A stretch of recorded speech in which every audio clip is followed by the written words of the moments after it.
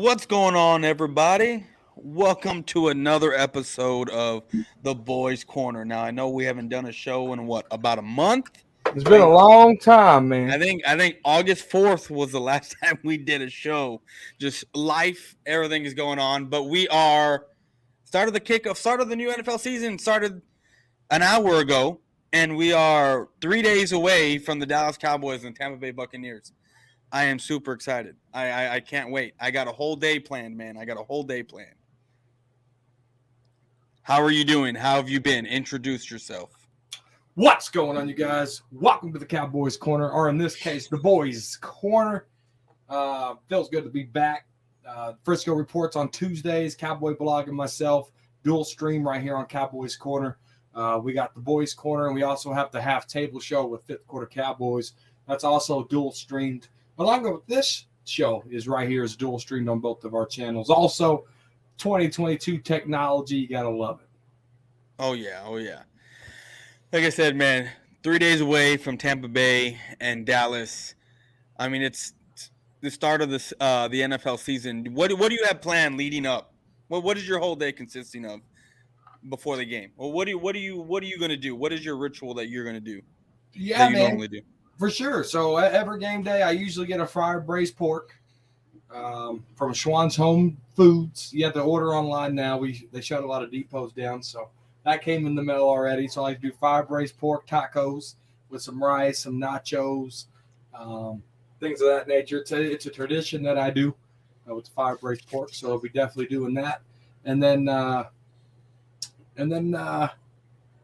nervous all day, get jitters. I'm kind of bipolar. I'm getting pissed off at the Cowboys, but then I get excited for the Dallas Cowboys, and I get pissed off again. Like if you see me on Twitter, you're like, man, this guy's bipolar. So yeah, that's basically my day. And then it's funny because the dinner table the other night, I said, hey, football Sunday night, girls. You're talking to my wife and my two daughters, and I'm like, y'all ready for football? They're like, no, Dad, we're not. And I'm like, what do you mean you're not ready? You waited your whole life for September football, and they're like, you yell too much. So yeah, I'm not ready, but I'm ready. Yeah, I know, man. My wife, she's not ready. I mean, my stepdaughter really doesn't pay too much attention. But now I got my son. He's gonna be sitting there. Well, I don't even know if he's gonna be with me watching the games. I'm gonna be live streaming the games, but Sunday, I'm waking up, depending on how big the brisket that I'm going to buy tomorrow or Saturday, depending on how big it is, depending on what time I'm going to get it started. So if I'm doing either a 10 to a 13-pound brisket, my butt's up at 3 in the morning getting the fire going because it's going to take about 13 hours to cook. And by game time Sunday night, it will be ready. I told my wife she needs to make her macaroni. But in the meantime, while I'm sitting here cooking, she's going to go to her parents' house. So it's going to be quiet all day, me yelling at the TV because I got my fantasy leagues that I'm in. So screaming for certain players to do well, going back and forth between certain games and then red zone because that's basically what I do until the Cowboys play. Then once the Cowboys play, I don't even pay attention to fantasy. I just sit there and watch the game and see what happens. So that's basically what my day's going to be consistent. A lot of people like to text me while the Cowboys are playing. A lot of Fifth Quarter Cowboys, Cowboys Blog, Official Grizzly, Leo. He's one of my big followers. He's been there since I started YouTube 8 years ago. He has my number. Real good guy out of Arizona. Big time Dallas Cowboy fan. He'll text me during games. They get mad at me. They're like, you got to text it back. I'm watching the damn game. Commercial break. I'm pacing back and forth, man. I'm burning a hole in the carpet because I'm pacing back and forth. It's just what I do, man. And, I yell, I scream, I cry. I don't cry. Inside I do. It's football, though. It's the emotions. It's the roller coaster. And the Dallas Cowboys know how to give you a roller coaster season. Oh, yeah. They've pretty much given us a roller coaster offseason so far. I mean, even the players, man. I mean, Tyron Smith getting hurt, and what do you think about that Jason Peters signing? I mean, is it more for depth? Do you think he's going to start? Because I've been hearing a bunch of different stories. It's either going to be Tyler Smith or it's going to be Jason Peters. So No, it has to be Jason Peters. It has to be. Jason Peters has to start. And Tyler Smith has to play left guard. Why? It keeps Connor McGovern off the football field. mm-hmm. You can't tell me the Dallas Cowboys are content after they benched him for Connor Williams and was willing to settle for holding penalties with Connor Williams versus getting straight up beat by Connor McGovern. Now, that was last year. This year could be different. If Connor McGovern plays better, then Jason Peters can be your swing and your backup, right? But if Connor McGovern falls flat on his face with the competition with an interior D-line that the Bucs have is going to be really tough for McGovern. So he's going to have his work cut out for him. So as long as he can, if he falls flat on his face, expect Jason Peters to be starting lineup week 2. If he plays really good, McGovern, expect Jason Peters to be your swing tackle. It's going to be a mixture of those two, and it all depends on what Connor McGovern does against these Tampa Bay Buccaneers. Oh, yeah.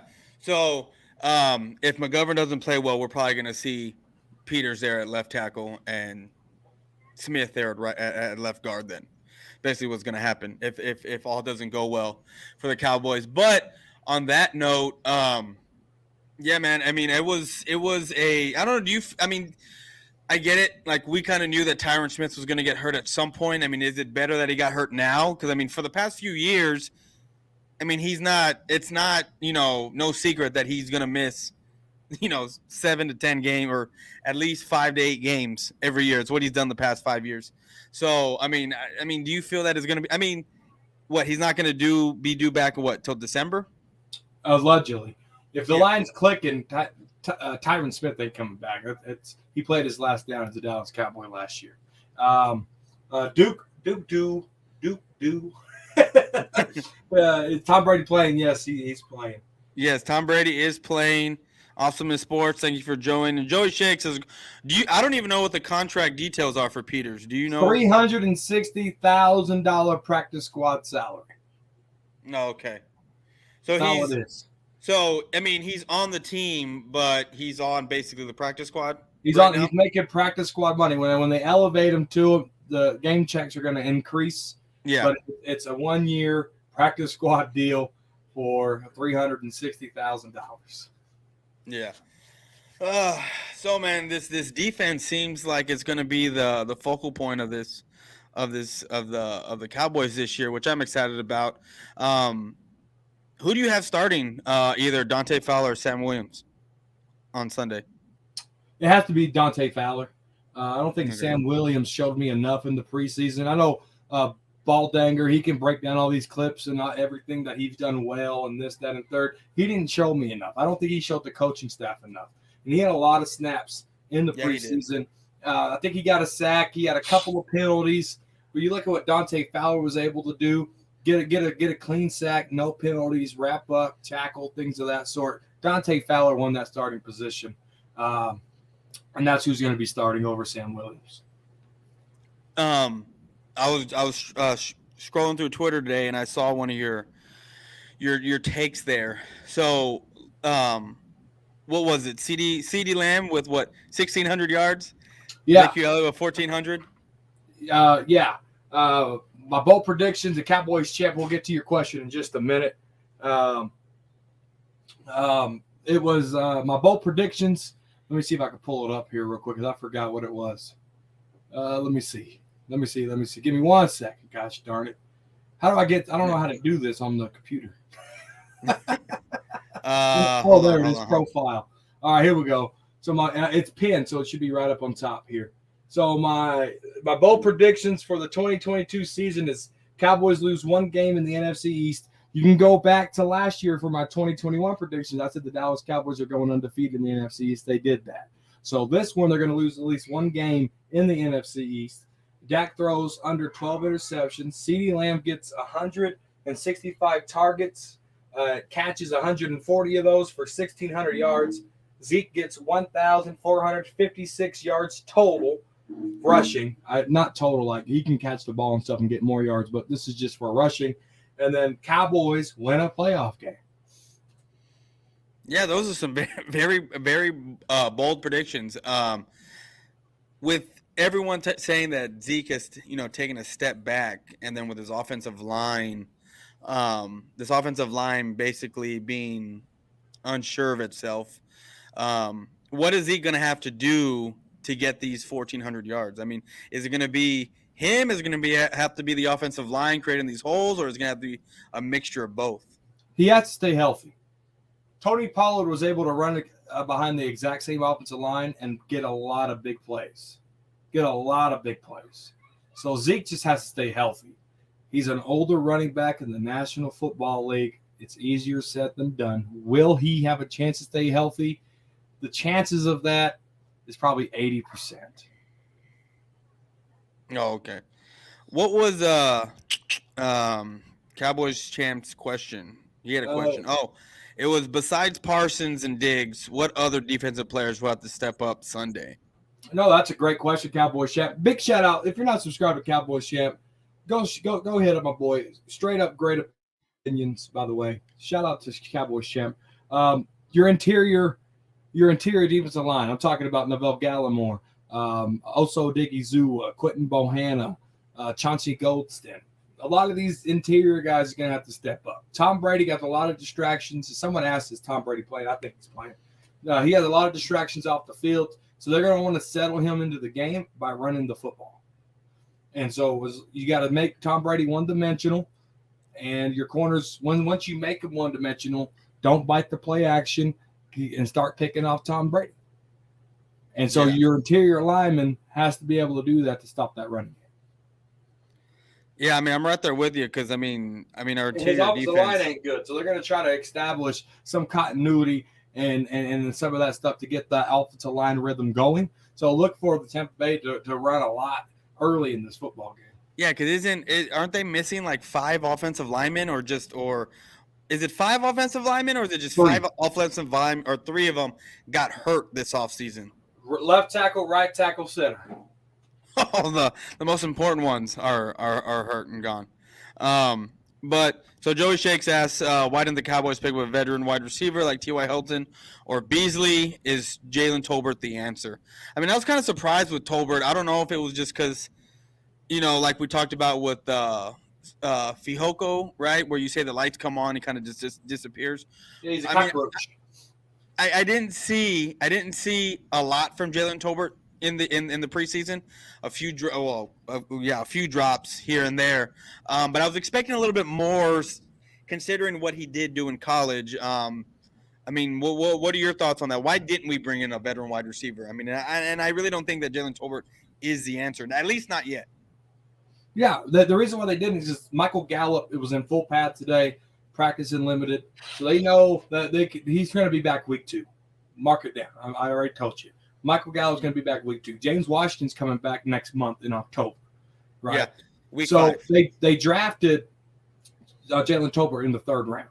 You got CeeDee Lamb. It's hard to evaluate guys like Dennis Houston, Simi Fehoko, Jalen Tolbert. When you got Cooper Rush playing behind a shitty offensive line, it's hard to evaluate Ben DiNucci-Cucci, and it's hard to evaluate with Will Grier, right? Because these quarterbacks aren't Dak Prescott. Dak Prescott, you watch him in training camp, you watch him in everything when in those reps with Dak Prescott, he looks a lot fluent, he looks a lot better, he looks a lot more comfortable.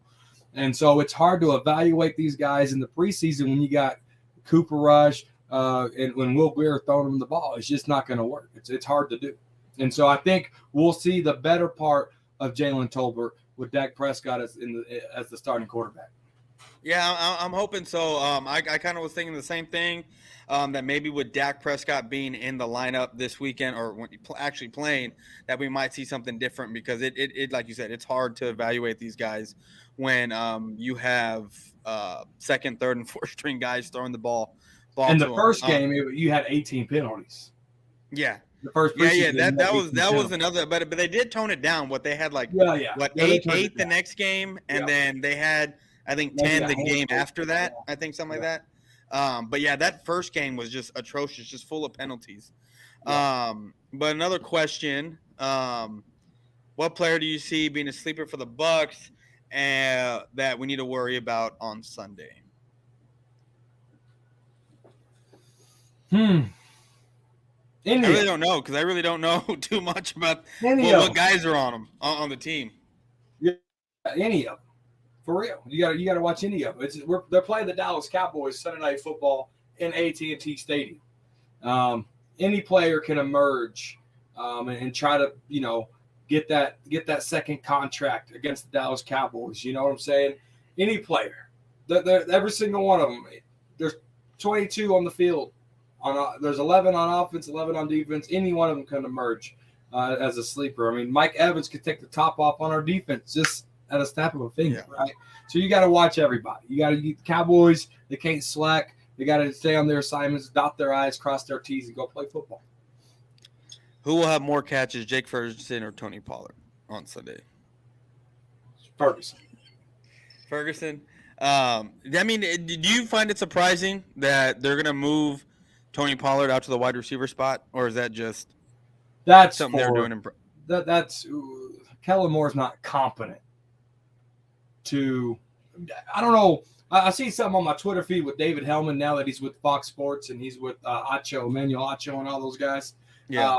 But he was like, they talk about featuring two running backs, but they don't do it. And I'm right there with David Hellman.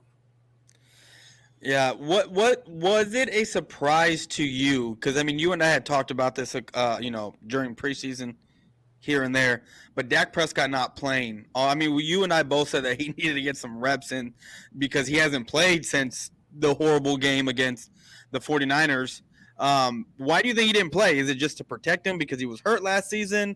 The arm throwing thing on Hard Knocks, and he hurt his ankle or his calf last year, and then it seemed like he tweaked his ankle again apparently today in practice. But why do you think he didn't play this weekend? I mean, this preseason. Yeah, no. Mike McCarthy had a strategy of all these great practices, all these full pad sessions that they did, and Mike McCarthy felt like the ones got a lot of playing time in those joint practices, and determining on how hard they went and how hard they played will determine if they played in the preseason game. Mike McCarthy was comfortable enough of how. I mean, they went to Denver for joint practice. They went to the Chargers for joint practice. They traveled a lot in a short amount of time. And so you look at all that, and Mike McCarthy was comfortable enough from all those joint practices with the ones that was their preseason time. Oh, okay, I got you. I do have a question, but I'm gonna read this one. What do you expect to see from Dak this game and this year? I was critical of him last year. He disappointed me a lot because in order for us to go far, he has to step up. No, leave that question on there for Eshawn. That's my dude right there. Eshawn's my dude. I'm still waiting to get on a movie. I'm still waiting, Eshawn. No, great question, Eshawn. I expect a lot from Dak Prescott. You look at as Stephen Jones calls it, the pie. He takes a lot of it up. He does. And he has to step up and deliver as a franchise quarterback. However, when you let go of Lyle Collins, Tyron Smith gets hurt. They trade away Amari Cooper.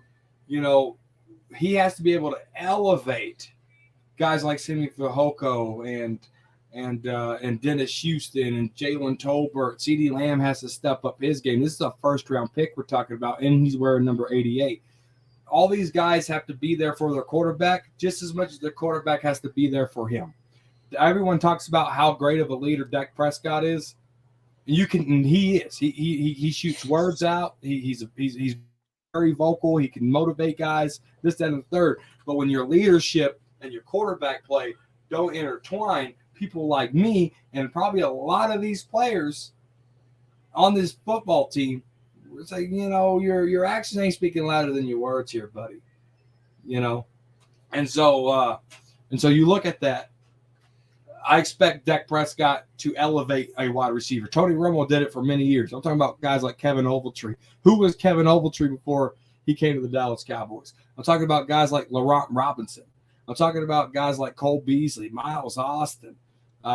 So many players, Tony Romo, Patrick Creighton, Sam Hurd. so many players Tony Romo was able to elevate. I need that from Dak Prescott.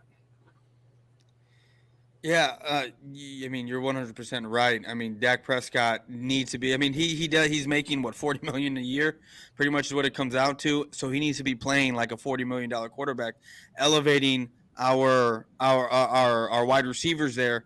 But like you said, it needs to be a culmination of both these guys, the wide receiving core and the quarterback play. Um, but I had a question that I was going to ask you, and I completely forgot what it was. So when it comes to Sunday nights, what are you expecting the Cowboys to do? How are you expecting them to start off this game? I mean, with Kellen Moore being our offensive coordinator, I mean, do you think that he's turned over a new leaf? Do you think that he's going to be able to actually devise a good enough game plan to where it's not predictable and stale the way it has been over the past couple years? Now I remember what I was going to ask you, and I'll ask you after this. Kellen Moore is very consistent in the first 4 weeks of football. Once you hit that 5th week, Kellen Moore starts doing stupid stuff. Kellen Moore starts getting scared of things that don't work. He don't ever try it again. So he's going to have a great flow of this offense. You're going to see a lot of no huddle. You're going to see a lot of Zeke, and you're going to see a mixture of Tony Pollard. And they're probably going to be on the field at the same time, but only one can get the football, and it's going to be Ezekiel Elliott. Yeah. Their CeeDee Lamb's going to get double covered, so you're going to see like guys like Timmy Fehoko, Noah Brown, Jalen Tolbert. You're going to see them get a lot of targets early, and then they're going to start opening up some stuff for CeeDee Lamb. That's how I think they're going to attack it. Dan Quinn, on the other hand, it wasn't a wash and a rinse from last year's defense. They were able to implement more things because how fast this defense is. So you're going to see a lot of blitzing in this game, and you're going to see a lot of man coverage. I really think you're going to see a lot man and less zone. Eshawn says, preach Cowboys Corner, in my opinion. Kellen Moore can't scheme around a bus driver quarterback like Dak. Well, it's not even scheming around Dak Prescott. He can't. Connor Williams, he's going to hold, but you run the ball right behind him. You got CeeDee Lamb and Amari Cooper on the football field, but the only time he schemed for Amari Cooper was against the Minnesota Vikings with Cooper Rush as the quarterback. Yes, you can scheme for Dak. Play action, you get play action started for Dak Prescott. Dak Prescott's going to light it up in completions. He's going to light it up in yards. For whatever reason, play action, this is mojo. However, you got to be able to scheme against a defense for your wide receivers, for your tight ends, for your running backs, and Kellen Moore's capacity to do that is not very big. Yeah. No, I mean, we've seen him do that time and time again. But I was just watching a commercial, and it just dawned on me that I wanted to ask you. With Tom Brady not playing all preseason and not actually being there for training camp or anything because of the off-the-field issues that he had going on, whatever they may be, do you think it's going to, with him being as old as he is or him being as in the league as long as he have, does it matter? Do you think it's going to affect him at all that he didn't get really any practice or playing time in the preseason? Brady, this is Tom Brady's playbook, so he knows the playbook. Todd Bowles, the head coach, is for defense. Tom Brady runs that offense. This is Tom Brady's playbook. After the first snap, it's like riding a bike for Tom Brady. He's done it for so long. He has multiple Super Bowl rings to go with it. So, I mean, we can't take anything lightly when it comes to the name of Tom Brady. You see 12 on the field, dot your I's, cross your T's, you got to go get him. You got to go get him. I don't care what he's going through off the field, because on the field, like Dak Prescott says, I played football, I understand it. When you're on the field, you forget that there's even people's in the stands. You just locked in. You can't even hear the fans, right? Because you're just so locked in. And so once Tom Brady's on there, it's strictly business, and that's football. Yeah, no, for sure. When we were talking about Kellen Moore here a second ago, do you feel or do you think that Mike McCarthy is going to have any input on this offense? Because besides being a head coach, what is he, just a cheerleader on the side? Because I know that it's basically Kellen Moore running this offense Do you think that Mike McCarthy is going to have any say in what goes on, what kind of plays that Kellen Moore starts to run, that he runs, if it starts to go stale, like we talked about? Mike McCarthy did a press conference, and he said that whoever calls the plays has to be the people that get in the meeting rooms with the offense. He says they have to lay down the game plan. They have to do what's expected and put that game plan together because they're the one calling the plays. If Mike McCarthy wants to call plays, you could put your trust in Dan Quinn and you're able to take control of that offense and set Kellen Moore aside just to be like a passing coordinator or something, which he needs to be that. But if Mike McCarthy wants to do anything, he has to be able to structure all that together, meetings, etc. Because Mike McCarthy's only in a meeting probably an hour and a half at the most every other day, right? He's not in front of this team every day. His coordinators come to him and tell him what's going on. And so that's just what it is. And so if Mike McCarthy wants to be more involved in this offense, he has to be more involved, but he has to be more in meetings and things of that nature, getting game plans, talking to Dak Prescott about film, what Dak Prescott's seeing, what plays is going to work, what plays Dak Prescott like for that game. There's a lot that goes into prepping for a game. I mean, you've got 60 plays that you're going to call, and they have to put all that together. Is Mike McCarthy capable of it? Yes, he's done it before. Does Mike McCarthy want to do it at this stage in his career? Probably not, because if he did, he would have done it when he brought everybody in that he wanted to bring in. He even brought in Mike Nolan, that sorry sack of potatoes. He was able to bring in Mike Nolan, but not able to take over play calling. It ain't Jerry Jones. It's Mike McCarthy. And when Mike McCarthy's ready, he'll do it. Does he want to do that at this stage of his career? Probably not. Yeah, no. Yeah, I mean, I guess, yeah, 60 plays preparing. That's a lot. I mean, I guess he's just the guy, I guess, on the side that does game management, but he's not even really that that good at game managing. He blames it on the stadium clocks. Oh, that clock was wrong. Oh, that clock over here stopped. That clock over there turned off. So with what happened last season, the way we ended the season, is Mike McCarthy, do you think that he's on the hot seat this year if he doesn't produce? Oh, and I've said this before. I'm sticking to it. If the Cowboys go 0-2, 0-3, Mike McCarthy's fired. Dan Quinn's your head coach. Yeah, no, that was a lot to take in right there. Yeah, I mean, I because I was not expecting 0-2 because for me, and I've said this before, we just need to make it through. I think the first 6 games. Because if you look at the schedule, the first 6 games, it's Tampa, it's the Bengals, then I think it's Washington, then the Giants, or the other way around, and then it's the Rams, and then it's the Eagles, and then it kind of gets a little bit easier from there. So I mean, for me, I don't know. It depending on what I see Sunday, depending on our offensive line is, because that's my biggest question mark. Is our offensive line, how our offensive line is going to hold up. It's not even our defense. It's not even our wide receivers. It's not even our quarterback. It's our offensive line, because it's I get it. Zach Martin is the best right guard in the league, but he's getting up there in age. We have Terrence Steele. We have Steele, who I've heard different things about. He's good. Last year 2 years ago he wasn't that well.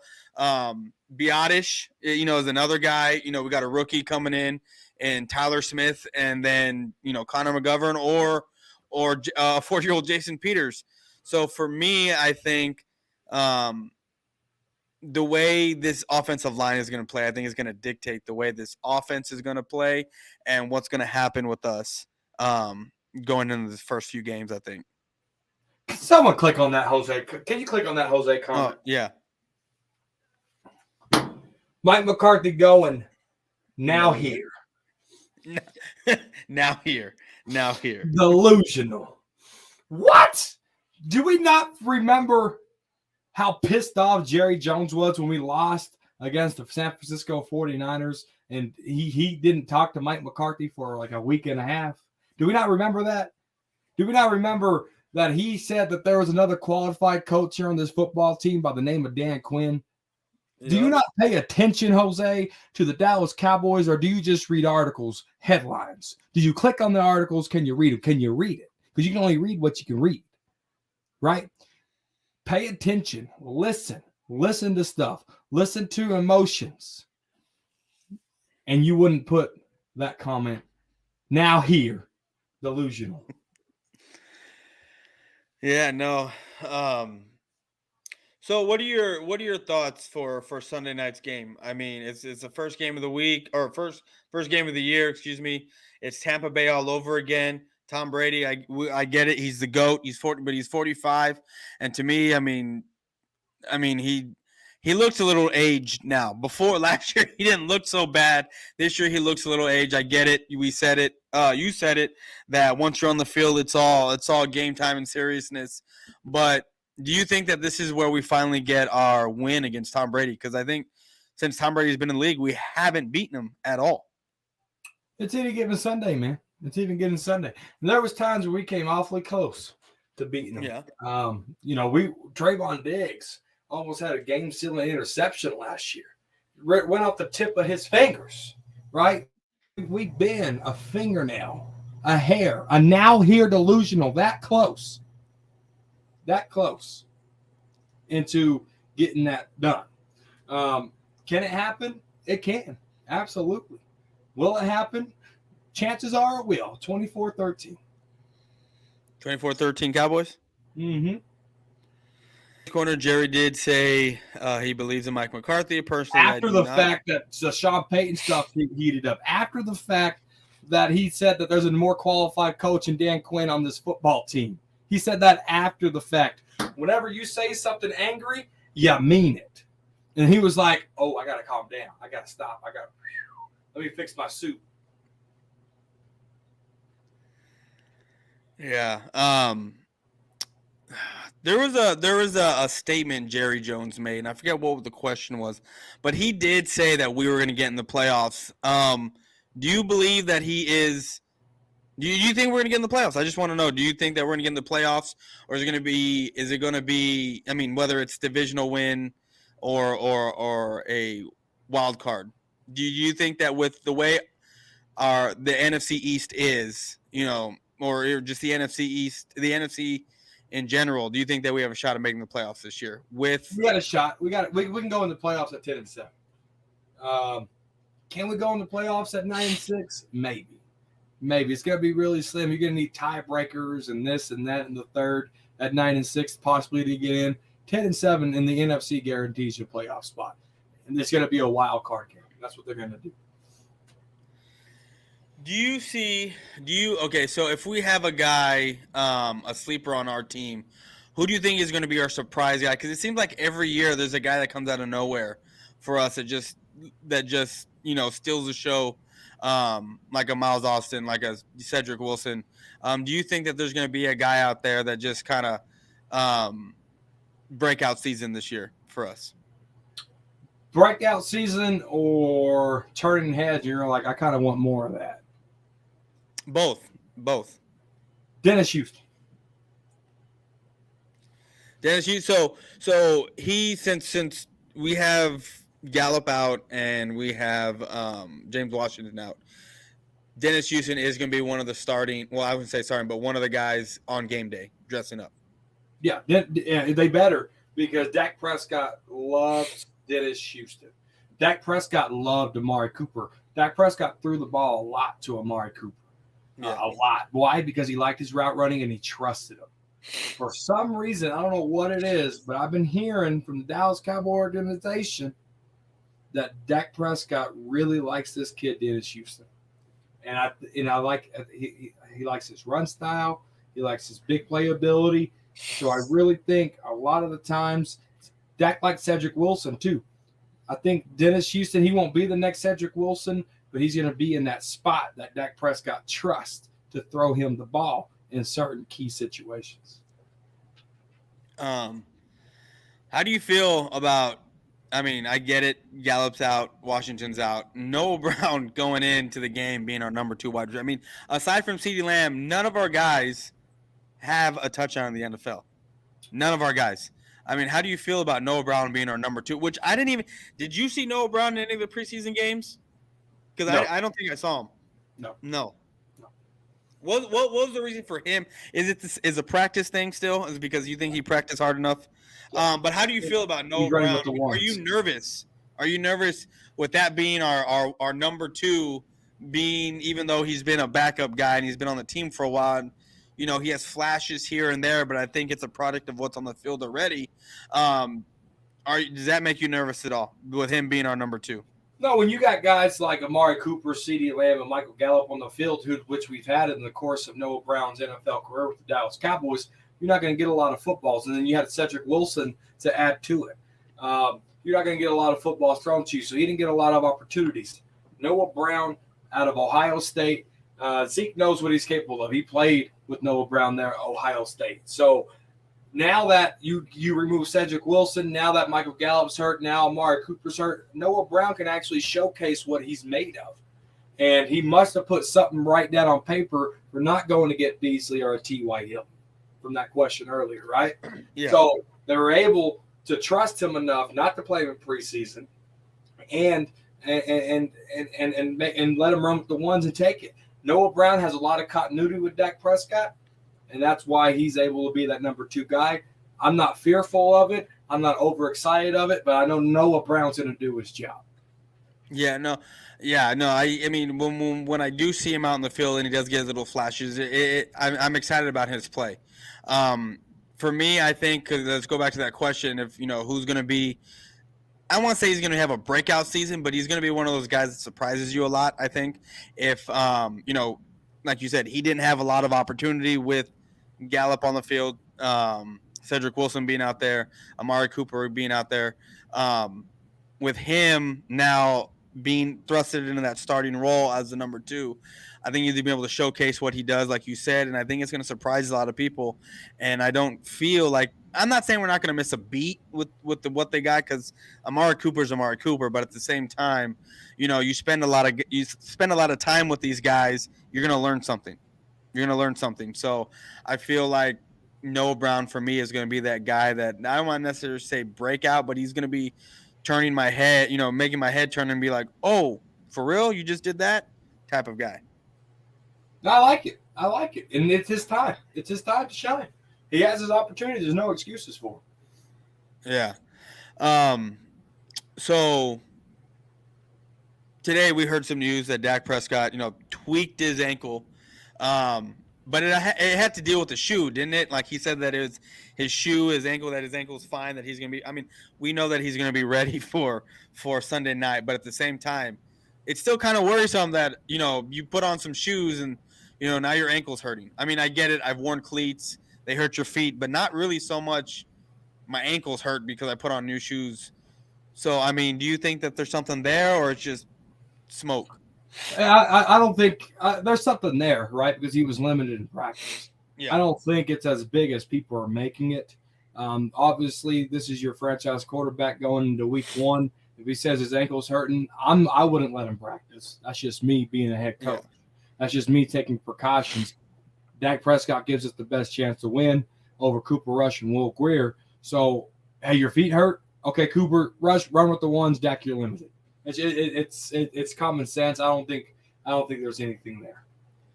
What was the deal? Because I may have missed it afterwards. But what was the deal of cutting all our quarterbacks and then bringing? Didn't Cooper Rush get brought back on the practice squad? Yeah, it's roster manipulation.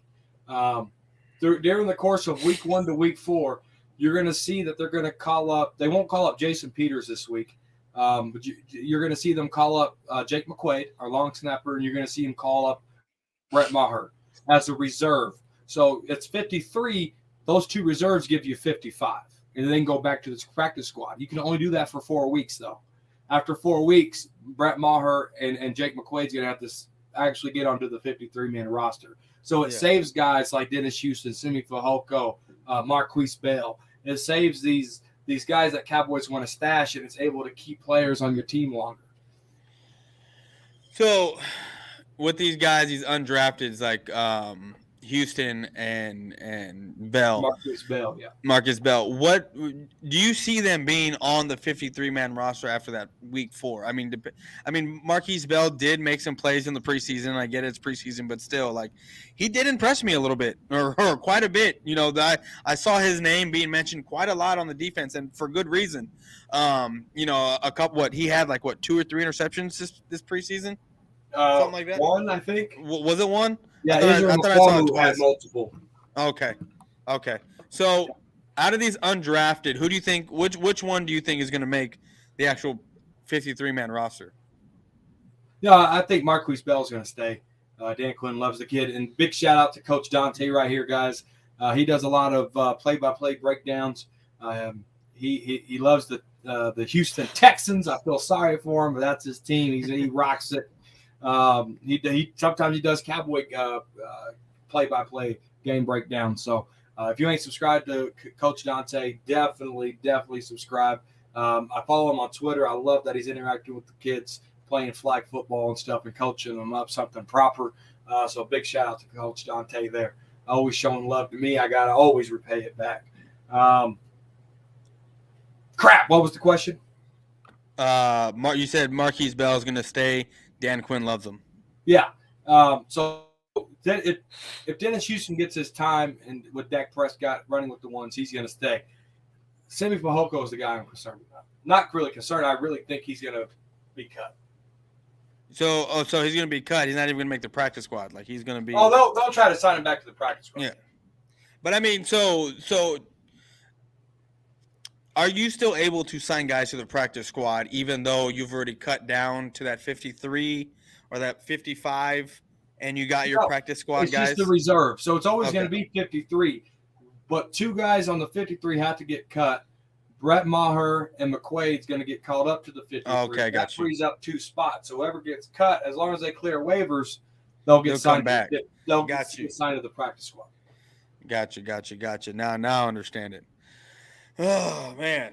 Dude, I hate to get off topic on football, man, but this dad life, man, is something else, man. it's something else, man. I'm loving my son turns 3 months. I know it's weird, but 3 months in 3 days on Sunday. Sunday he turns 3 months, man. He's getting pretty big, man.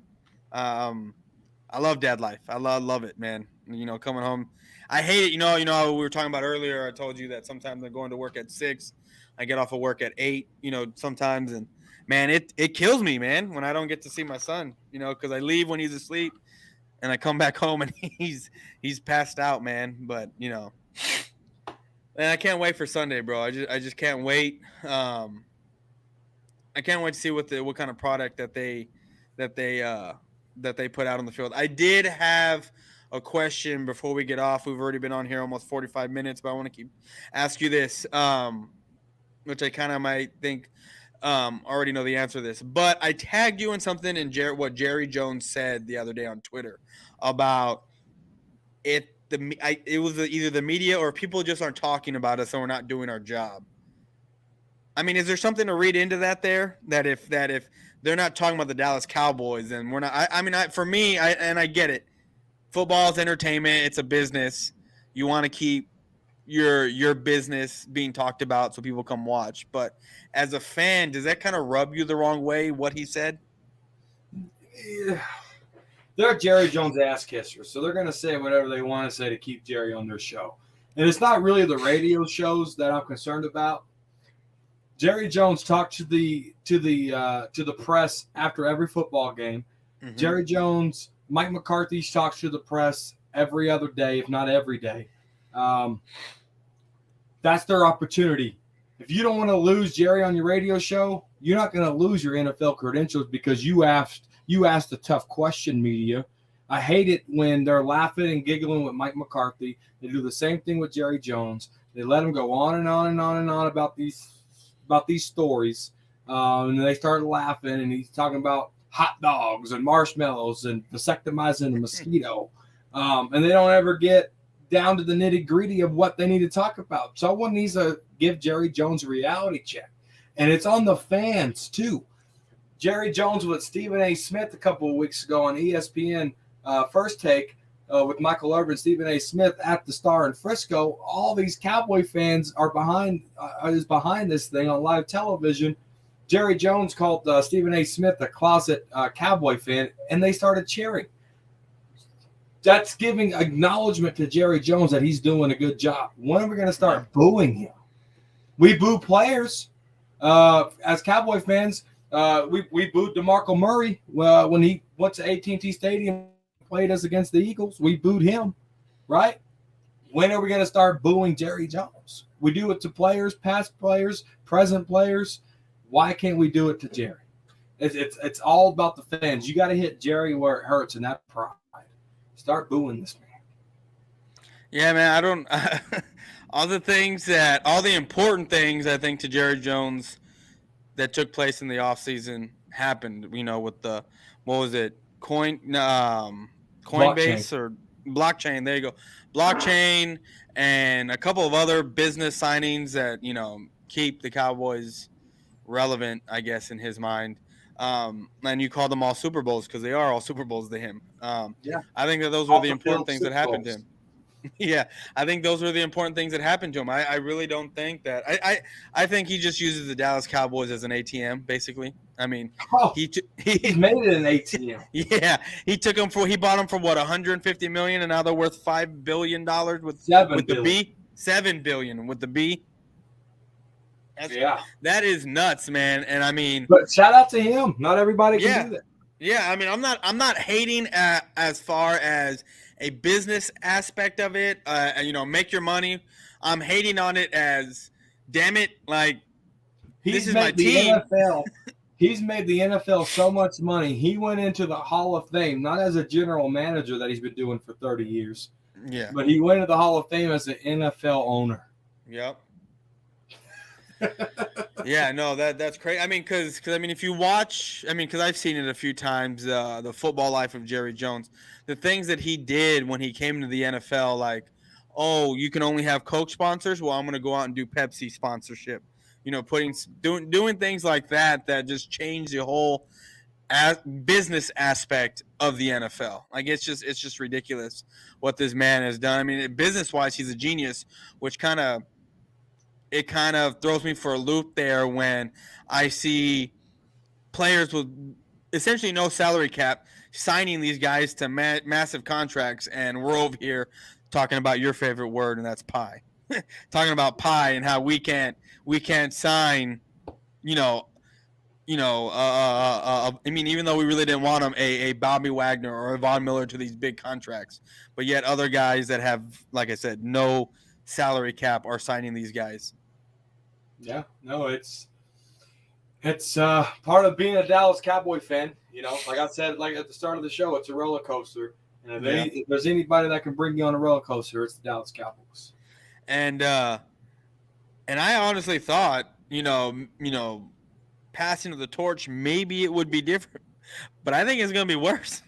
I think it's going to be a little worse with Stephen Jones once that torch is actually passed. Like, it's like, I'm not kidding you. I like for a while there, I thought, you know what, maybe Steve, when Jerry's, not so much, around anymore, Steven takes over. Maybe things will be different. We're going to go back to winning, yada, yada. But I at this point, from what I'm seeing, I don't think so. I don't think it's going to happen. Well, if they want to build through the draft, you can't miss.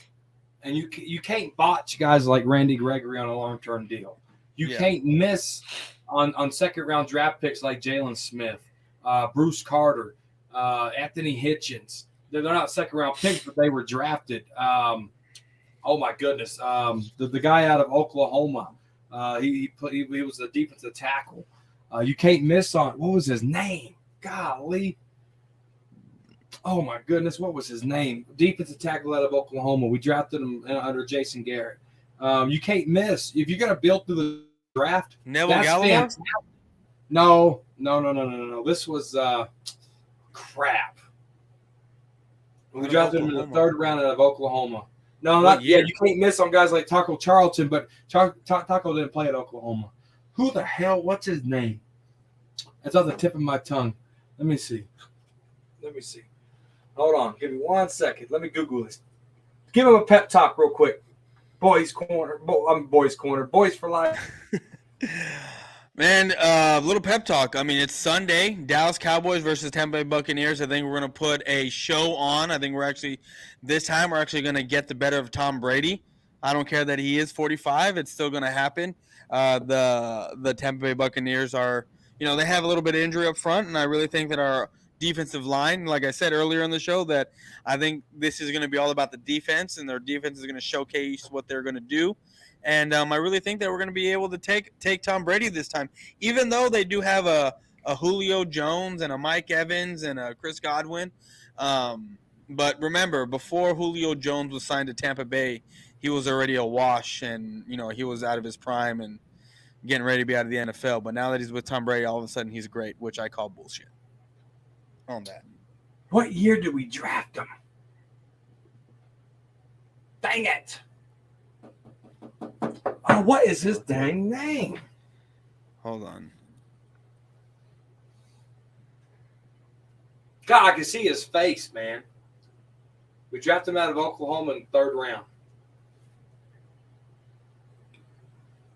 What was his name? Lunatic, help me out. Wow. What defensive tackle did we draft like 3 or 4 years ago from Oklahoma in the 3rd round? Charles Tapper. Oh, okay. Tapper. You can't miss on guys like Charles Tapper. It was right here. It was right there on the tip of my tongue. Charles Tapper. Like we wasted a 3rd round pick on Charles Tapper.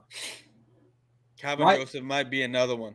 Exactly. If you're gonna build through the draft, you can't do that. Like your draft has to be perfect because if the veterans leave, like Byron Jones, like Randy Gregory, like this, that, and the third, like you can't screw up the draft. Anthony Brown's here as a 6th round pick. You got it right. Congratulations. Right? Yeah. Oh crap! What the hell was his name out of Louisiana Tech?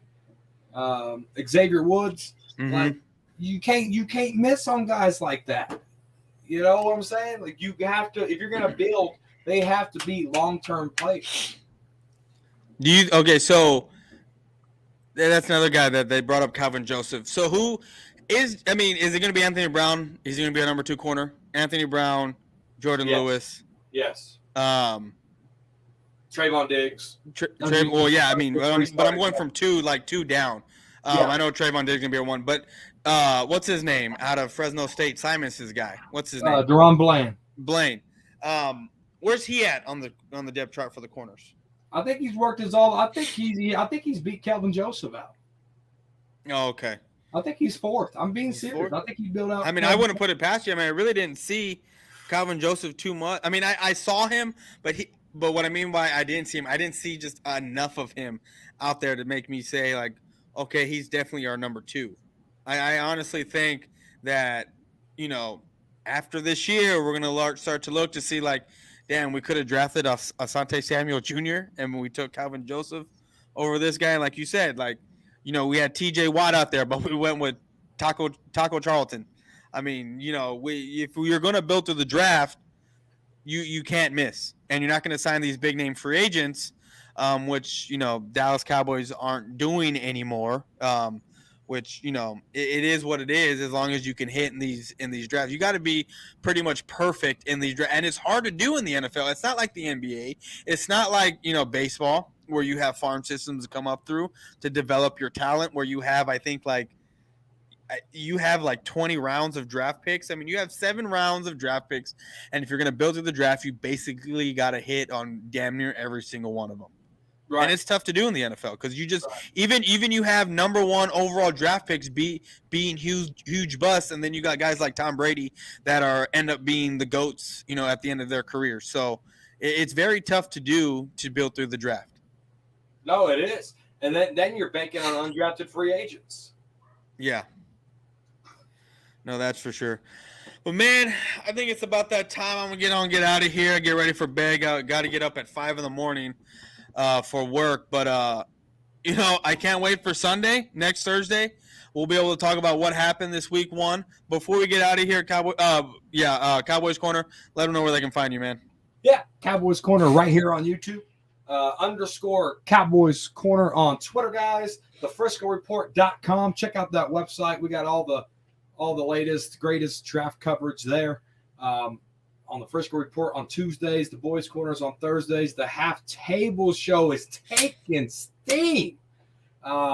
Everyone's loving that show, so tune in to the Half Table Show, guys. Hit the notification bell on Boys for Life's channel, on Cowboys Blogs channel, and Fifth Quarter Cowboys channel. Hit the notification bells on their channel so you don't miss a beat. That's right. And you can find my Twitter page, my YouTube page, and Cowboys Corner's Twitter page and his YouTube page all in the description below. Just click it and everything is there. In the description, everything is in there. So make sure you go check it out. Man, and I don't know what YouTube's doing, but these when you click the description, normally it would just be a hyperlink. Now it's like it has the YouTube symbol, and it's a clickable like squared box. I can't copy and paste anymore. I actually have to go into your channel now, copy your thing, and then put it in the description for it to come up. Normally I used to be able to just highlight the past show, all of our descriptions, and then just slap them over. Now I can't do that. I appreciate the hard work and the dedication there. Oh, you're welcome, man. You're welcome. But oh yeah, you text me during games too. I forget. Yeah, well, it's more of a Twitter. I think I do that on Twitter. I really don't text you. I think it's Twitter. Like, did you see that? No, maybe you have to pull up the text messages. But maybe I have. I don't know. It's you know what? I get a little buzzed, get drunk, and a lot of my feelings come out, and I get pissed off. And sometimes I got to vent. And I know you're there. You're there to help because you're feeling the exact same way I'm feeling. Oh, absolutely. I'm pissed the hell off. But all right, guys. Until next time, it was another fun show. We are out. Later, guys. Peace.